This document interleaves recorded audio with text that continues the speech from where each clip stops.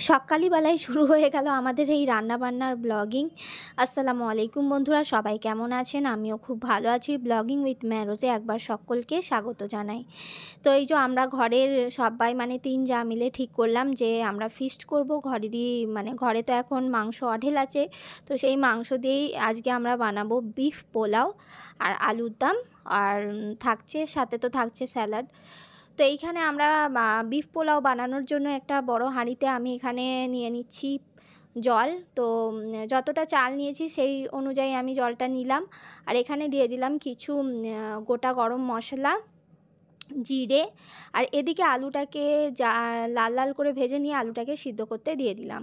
তো এইদিকে দিয়ে দিচ্ছি এই যে মাংসটা দিয়ে দিলাম। তো বিফ পোলাওয়ের মধ্যে কিন্তু হাড় একদম যাবে না, মানে বুটি কাবাবের যে বটি থাকে সেই রকম আর কি যাবে, একদম সলিড পিস যাবে। তো এই সলিড পিসগুলো আমরা দিয়ে দিচ্ছি, তার সাথে থাকছে কিছুটা চর্বি গেলে তো খেতে ভালো লাগে, আর একটু চর্বি না দিলে ভালো লাগবে না। তো আমি এই যে যত গোটা গরম মশলা ছিল সেই গোটা গরম মশলা আর নুন দিয়ে মাংসটাকে ভালো করে সিদ্ধ করে নেব।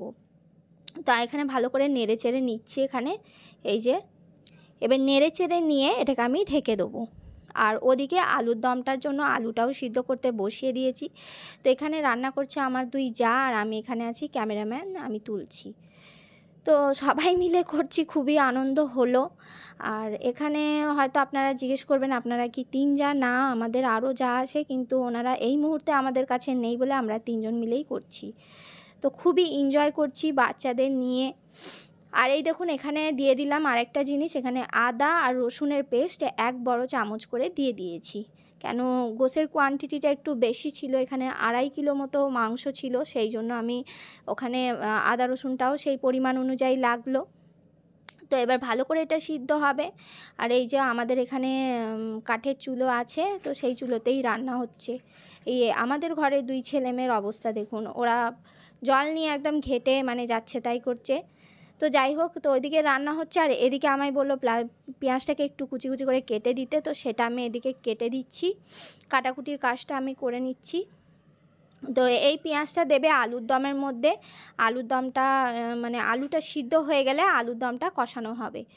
তো এখানে আমি আলুটাও নেওয়া হয়েছে 2 কিলো পরিমাণ আলু। আর আলুর দমের জন্য এখানে আমি 2টো বড় বড় টমেটো নিয়ে নিয়েছি, সেটাকেও ভালো করে আমি কুচি করে কেটে নিচ্ছি। তো এক সময় হয় না বন্ধুরা যে ঘরের মেম্বার মিলে একটু ফিস্ট করলে খুব ভালো আনন্দ হয়, তো সেই আনন্দটাই হচ্ছে আমাদের মধ্যে। তো খাওয়া দাওয়াটা বড় কথা না, এই যে আনন্দটা সেইটাই হচ্ছে মেন।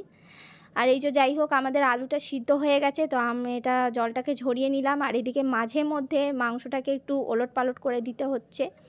আর সেম হাঁড়িতে তেল দিয়ে দিলাম, তেলটা গরম হয়ে যেতে এর মধ্যে দিয়ে দেবো পেঁয়াজ কুচি।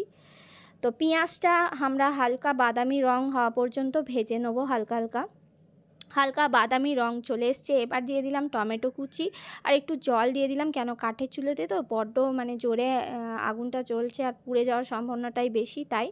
এবার দিয়ে দিচ্ছি আদা রসুনের পেস্ট, তারপরে দিয়ে দেবো একে একে সমস্ত মশলা। তো আদা রসুন দেওয়ার পরে একটু ভালো করে কষিয়ে নিয়েছিলাম আদা রসুনের গন্ধটা যাতে চলে যায়। এরপরে দিলাম নুন পরিমাণ মতো, তারপরে এর মধ্যে দিয়ে দিচ্ছি হলুদ গুঁড়ো,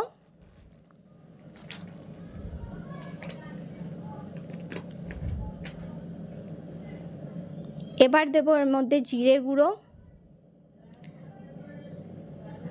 এরপরে এর মধ্যে দিয়ে দিচ্ছি আরও যা মানে গুঁড়ো মশলা আছে সেগুলো দেওয়া হবে এর মধ্যে। তো মশলা দিতে দিতে মাঝে মাঝে জালটাও দিচ্ছে, সেই জন্য একটু সময়টা লাগছে। আর আমি আজকের ভিডিওটা খুব বেশি ফাস্ট ফরওয়ার্ড করিনি, যেহেতু এটা ফিস্টের ভিডিও। তো আমি চাইছি আমাদের যে ঘরে আমরা যেভাবে থাকি না থাকি সেটাই আমি আপনাদের কাছে তুলে ধরেছি। তো এখানে কাশ্মীরি রেড চিলি পাউডারটা দিয়ে দিল, কাশ্মীরি লঙ্কা গুঁড়ো পাউডারটা, এতে রঙটাও ভালো আসে আর ঝালও হয় না, বাচ্চারাও খাবে তাদের কথা ভেবে, বাচ্চা বড় বুড়োদের কথা ভেবেই এখানে আমরা ঝালের ব্যালেন্সটা আমরা ঠিক রেখেছি। তো মশলাটা কষানো হয়ে গেছে খুবই ভালো করে, আর আলুটাও আমরা দিয়ে দিয়েছি। আলুটাকে এবার ভালো করে কষিয়ে নেবো, আর তো কিছু কাজ নেই, কেন আলু তো অলরেডি সিদ্ধ হয়ে গেছে, তো খালি ভালো করে কষিয়ে নেবো। কষিয়ে নেওয়ার পর এবারে হালকা জল দিয়ে দেবো। জল দিয়ে একটু তো গ্রেভিটা রাখতে হবে, কেন অনেকেই গ্রেভি পছন্দ করে খেতে পোলাওয়ে। তো এইদিকেই দেখুন মাংসটা আমাদের সিদ্ধ হয়ে গেছে। তো মাংসটা আমরা একটা ঝুড়িতে তুলে নিচ্ছি। আর মাংসের যে জলটা আছে সেটাকেও ফেলবো না, সেটাই হচ্ছে মেন মশলা, সেটা আমরা চালের মধ্যে দেব। তো মাংসগুলোকে আগে তুলে নিচ্ছি ভালো করে। মাংসগুলো এবার এই দেখুন এই যে জলটা আছে এই জলটা কিন্তু আমরা চালের মধ্যে দেবো, চালটা কষিয়ে নিয়ে। আর এদিকে আমাদের আলুর দম রেডি, তার মধ্যে দিয়ে দিলাম ধনেপাতা কুচি আর দিয়েছি গরম মশলা আর একটু চিনি দিয়ে দেবো। আর এই দিকে এই দেখুন তেল দিয়ে আমরা পেঁয়াজটাকে ভাজতে শুরু করেছি। আপনারা চাইলে ঘিও দিতে পারেন, আমরা এখানে ঘিটা দিইনি, তেলই দিয়েছি।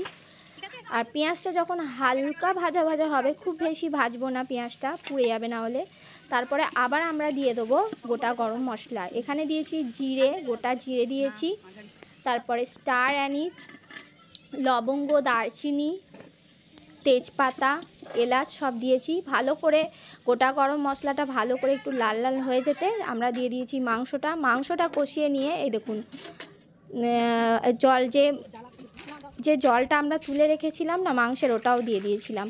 তারপরে এই যে চালটা দিয়ে দিলাম।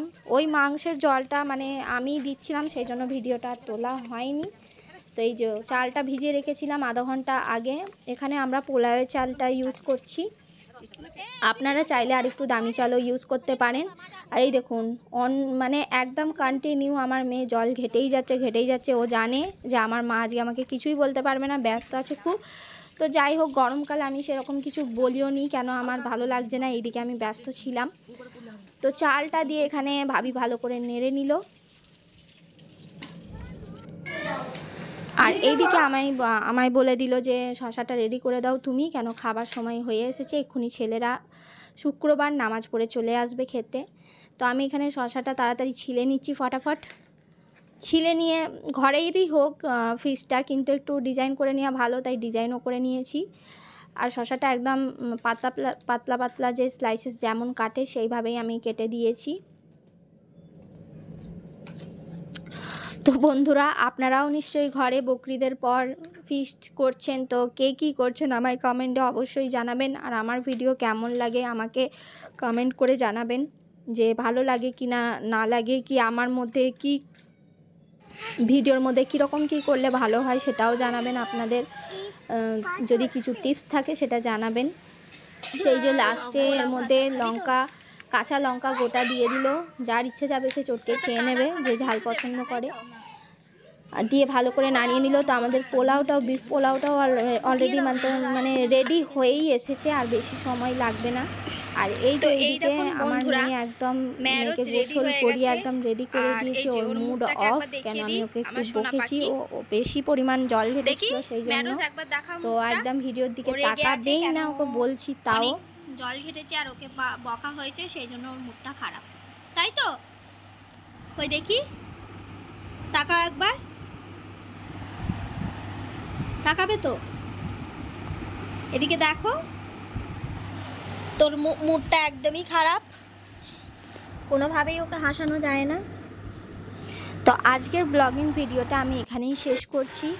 আপনারা কমেন্ট করে জানাবেন কেমন লাগলো আজকের এই ফিস্টের ভিডিও আমাদের। আর এই যে খাবার, এবার খাওয়া দাওয়া আমাদের শুরু হচ্ছে।